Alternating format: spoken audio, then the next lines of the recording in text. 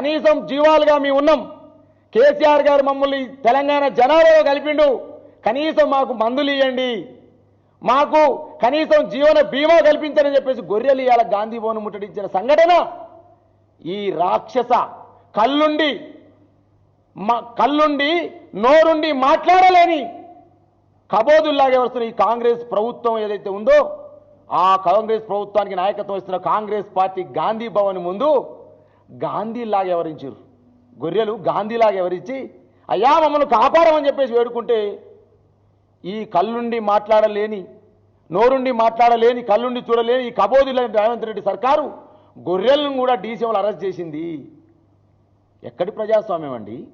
సామాజిక న్యాయం 7వ గ్యారంటీ, ప్రజా పరిపాలన ఎవరైనా ఏం మాట్లాడొచ్చని చెప్పేసి మాట్లాడిన రేవంత్ రెడ్డి ఆ గొర్రెలు మూగజీవాలు మాకు బీమా సౌకర్యం కల్పించాలని, మాకు నటల మందు ఇవ్వాలని, మా గొర్రె మూగజీవాలకు కనీసం మందులు ఇవ్వాలని ఆలోచన చేస్తే గొర్రెలను కూడా అరెస్ట్ చేసి ఈ పోలీసు వాళ్ళు ఏం చేయాలి?